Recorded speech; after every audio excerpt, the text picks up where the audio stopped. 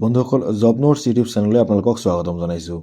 আজি আমাৰ হাতত দুখন এডভাৰটাইজমেণ্ট আছে আৰু এই দুখন এডভাৰটাইজমেণ্ট অসমৰ দুটা বেলেগ বেলেগ ইনষ্টিটিউশ্যনৰ পৰা পাব্লিছ হোৱা অফিচিয়েল এডভাৰটাইজমেণ্ট হয়। ইয়াতে গ্ৰেড 4, গ্ৰেড 3কে আদি কৰি হায়াৰ লেভেলৰ বহুত কেইটা পোষ্ট আপোনালোকৰ কাৰণে খালী হৈ আছে। আপোনালোকে এই ভিডিঅ'টো সম্পূৰ্ণ চাই থাকক। এই দুখন এডভাৰটাইজমেণ্টৰ বিষয়ে এই ভিডিঅ'টোত আমি ডিটেইলছত আলোচনা কৰিম। প্ৰথম আমাৰ হাতত যিখন এডভাৰটাইজমেণ্ট আছে, এইখন পাব্লিছ হৈছে জ্ঞানপীঠ ডিগ্ৰী কলেজৰ পৰা। আৰু এই জ্ঞানপীঠ ডিগ্ৰী কলেজত বৰ্তমানে টোটাল 20টা পোষ্ট খালী হৈ আছে আৰু এই পোষ্টকেইটা হৈছে এছিষ্টেণ্ট প্ৰফেচৰ, লেবৰেটৰী এছিষ্টেণ্ট আৰু লেবৰেটৰী বেয়াৰাৰ। এই পোষ্টকেইটাৰ কাৰণে আপোনালোকক অফলাইন মোডত এপ্লাই কৰিব লাগিব। আমি যদি ভেকেঞ্চিখিনি অলপ ডিটেইলছত চাওঁ, ইয়াতে কৈছে মেথমেটিক্স ডিপাৰ্টমেণ্টত এছিষ্টেণ্ট প্ৰফেচৰৰ টোটাল 3টা পোষ্ট খালী হৈ আছে। ইয়াৰে 2টা পোষ্ট আনৰিজাৰ্ভড হয় আৰু এটা পোষ্ট OBC MOBC কেটেগৰীৰ কাৰণে ৰিজাৰ্ভড হয়। তাৰপিছত বটানী ডিপাৰ্টমেণ্টত এছিষ্টেণ্ট প্ৰফেচৰৰ 3টা পোষ্ট খালী হৈ আছে। ইয়াৰে এটা পোষ্ট আনৰিজাৰ্ভড হয়, এটা পোষ্ট OBC MOBC কেটেগৰীৰ কেণ্ডিডেটছৰ কাৰণে ৰিজাৰ্ভড হয় আৰু এটা পোষ্ট SCৰ কাৰণে ৰিজাৰ্ভড হয়। ফিজিক্স ডিপাৰ্টমেণ্টত এছিষ্টেণ্ট প্ৰফেচৰৰ 3টা পোষ্ট খালী হৈ আছে। ইয়াৰে 2টা পোষ্ট আনৰিজাৰ্ভড হয় আৰু এটা পোষ্ট STPৰ কাৰণে ৰিজাৰ্ভড হয়। কেমিষ্ট্ৰি ডিপাৰ্টমেণ্টত এছিষ্টেণ্ট প্ৰফেচৰৰ 3টা পোষ্ট খালী হৈ আছে। ইয়াৰে OBC MOBC কেটেগৰীৰ কাৰণে 2টা পোষ্ট ৰিজাৰ্ভড আছে আৰু এটা পোষ্ট আনৰিজাৰ্ভড হয়। জুলজি ডিপাৰ্টমেণ্টত এছিষ্টেণ্ট প্ৰফেচৰৰ 3টা পোষ্ট খালী হৈ আছে। ইয়াৰে 2টা পোষ্ট আনৰিজাৰ্ভড হয় আৰু এটা পোষ্ট STH কেটেগৰীৰ কাৰণে ৰিজাৰ্ভড হয়। তাৰপিছত ইয়াতে লেবৰেটৰী এছিষ্টেণ্টৰ এটা পোষ্ট খালী হৈ আছে। এই পোষ্টটো গ্ৰেড 3 লেভেলৰ পোষ্ট হয় আৰু এইটো পোষ্ট STP কেটেগৰীৰ কাৰণে ৰিজাৰ্ভড হয়। আৰু তাৰপিছত লেবৰেটৰী বেয়াৰাৰৰ টোটাল 4টা পোষ্ট খালী হৈ আছে।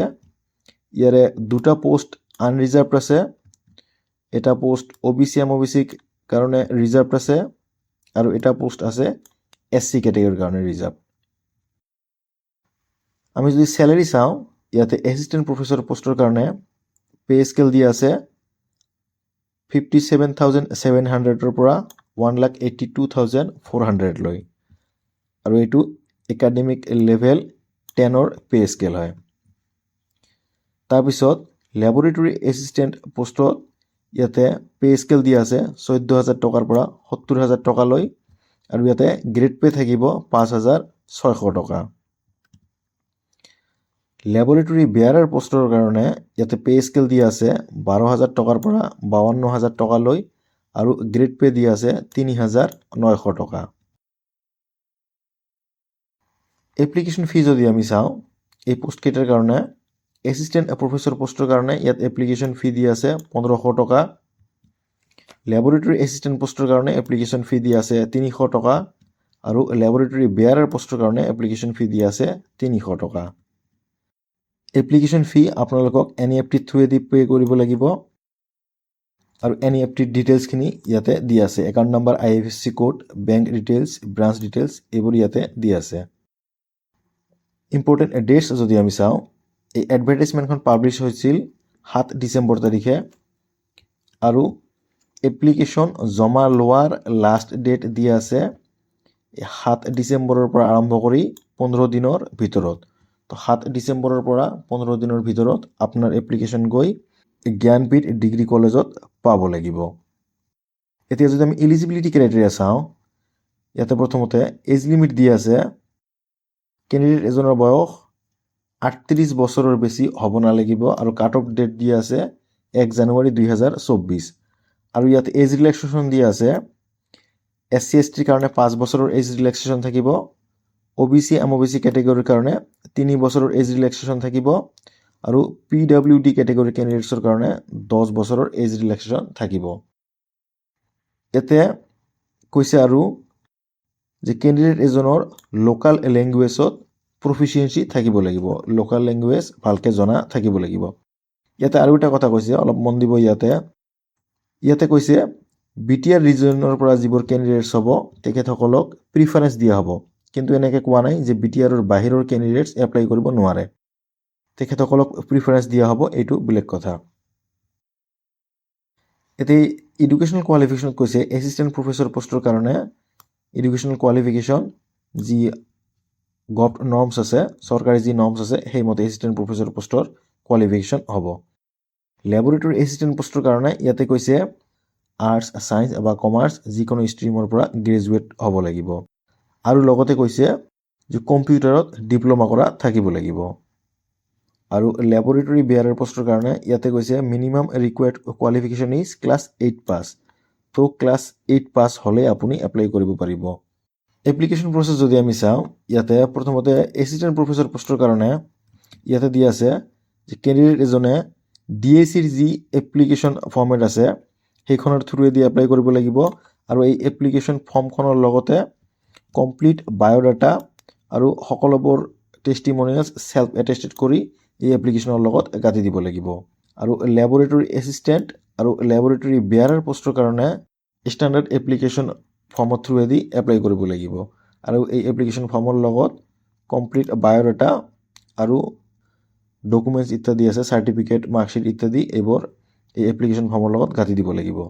আৰু ইয়াতে কৈছে আপোনাৰ এপ্লিকেশ্যন ফৰ্মখন 15 দিনৰ ভিতৰত গৈ এই এড্ৰেছটোত পাব লাগিব। ইয়াতে দিয়া আছে principal in charge, Gyanpeeth degree college, Nikashi, post office Nikashi, pin দিয়া আছে 781372, বাক্সা, BTR আসাম।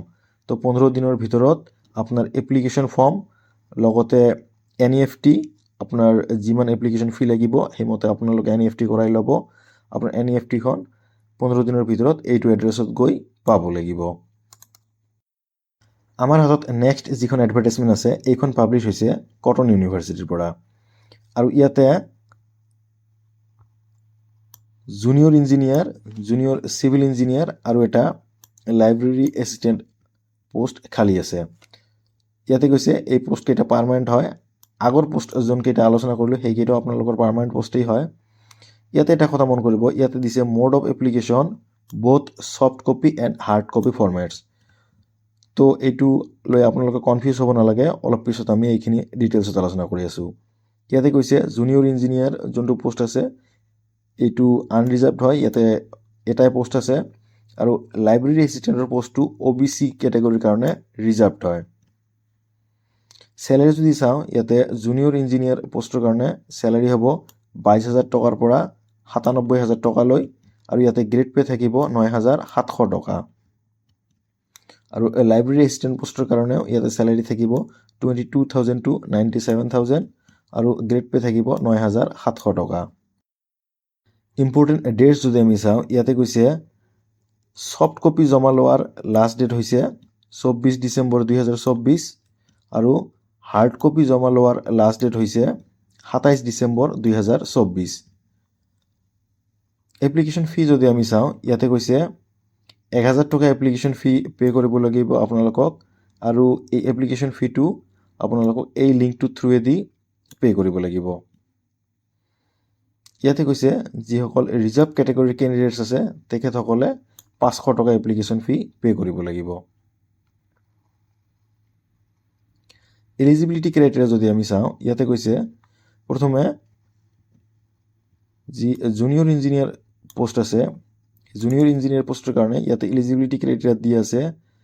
তো চিভিল ইঞ্জিনিয়াৰিং ব্ৰাঞ্চত BE বা BTech কৰা থাকিব লাগিব, আৰু এটলিষ্ট 50% মাৰ্কছ থাকিব লাগিব, আৰু লগতে কৈছে 5 বছৰৰ এক্সপিৰিয়েঞ্চ থাকিব লাগিব। ইয়াতে এজ লিমিট দিয়া আছে 40 বছৰৰ ওপৰত হ'ব নোৱাৰিব। কাট অফ ডেট দিয়া আছে 1 তাৰিখ 11 মাহ 2024। লাইব্ৰেৰী এছিষ্টেণ্ট পোষ্টৰ কাৰণে ইয়াতে কোৱালিফিকেশ্যন দিয়া আছে bachelor degree in any discipline. তো আৰ্টছ, ছায়েন্স বা কমাৰ্চ যিকোনো ডিচিপ্লিনৰ পৰা বেচেলৰ ডিগ্ৰী থাকিলে হ'ল, আৰু লগতে 50% মাৰ্কছ থাকিব লাগিব।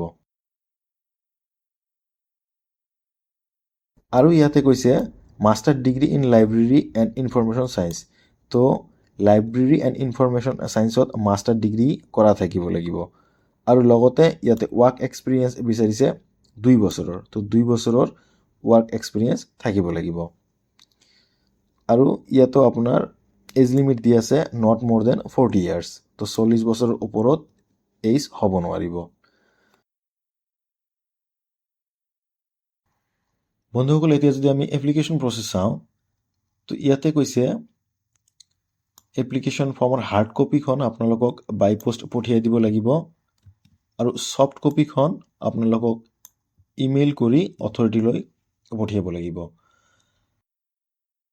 ইয়াতে কৈছে আপোনাৰ এপ্লিকেশ্যনৰ হাৰ্ড কপিখন 27 ডিচেম্বৰ তাৰিখৰ আগত বা 27 ডিচেম্বৰ তাৰিখৰ বিয়লি 5 বজাৰ ভিতৰত অথৰিটিৰ হাতত গৈ পাব লাগিব। আৰু আপোনাৰ এই এপ্লিকেশ্যনখন আপোনালোকে ধুনীয়াকৈ এটা এনভেলপত ভৰাই ল'ব আৰু এনভেলপৰ ওপৰত এনেকৈ লিখি দিব application for the post of, আপুনি যোনটো পোষ্টৰ কাৰণে এপ্লাই কৰিব সেই পোষ্টটোৰ নাম ইয়াতে লিখি দিব। তাৰপিছত at Cotton university, job advertisement number, advertise নাম্বাৰটো ইয়াতে দি আছে আৰু এই এনভেলপখন আপোনালোকে এইটো এড্ৰেছত পঠিয়াই দিব to the registrar administrative building, cotton university, Panbazar, Guwahati, Assam, pin 781001। ইয়াতে কৈছে আপোনাৰ এপ্লিকেশ্যনখন আপুনি প্ৰথমে স্কেন কৰি ল'ব আৰু যিবোৰ ডকুমেণ্টছ আপুনি হাৰ্ড কপিৰ লগত পঠিয়াই দিব সেই সকলোবোৰ ডকুমেণ্টছ আপুনি প্ৰথমে স্কেন কৰি ল'ব আৰু তাৰপিছত সেই সকলোবোৰ ডকুমেণ্ট আৰু এপ্লিকেশ্যন ফৰ্মখন এই ইমেইল আইডিটোত মেইল কৰি পঠিয়াই দিব। আৰু এই ইমেইলত আপোনালোকে ছাবজেক্ট ৰাখিব সেই আপোনালোকে যেনেকৈ এই এনভেলপৰ ওপৰত লিখিছিল ঠিক তেনেকৈ ইয়াতেও লিখি দিব application for the post of ডেছ, যোনটো পোষ্টৰ কাৰণে আপোনালোকে এপ্লাই কৰিব at Cotton university, job advertisement number, job advertise নাম্বাৰটো ইয়াতে দি আছে, এইখিনি আপোনালোকে লিখি দিব। বন্ধুসকল, এই দুয়োখন অফিচিয়েল এডভাৰটাইজমেণ্টৰ লিংক এই ভিডিঅ'ৰ ডিছক্ৰিপশ্যনত আপোনালোকে পাই যাব। আপোনালোকে যদি বিচাৰে তাতে গৈ ক্লিক কৰি এই দুয়োখন অফিচিয়েল এডভাৰটাইজমেণ্ট আপোনালোকে পঢ়ি চাব পাৰিব। আশা কৰোঁ এই ভিডিঅ'টো ভাল লাগিছে আপোনালোকক। যদি ভাল লাগিছে লাইক এটা কৰি দিব আৰু আমাৰ চেনেলটোক এতিয়ালৈকে যদি ছাবস্ক্ৰাইব কৰা নাই কাইণ্ডলি আমাৰ চেনেলটোক ছাবস্ক্ৰাইব কৰি ল'ব। আমি এনেকৈ জব ৰিলেটেড টপিকছত ভিডিঅ' ৰেগুলাৰলি পাব্লিছ কৰি থাকোঁ। ধন্যবাদ।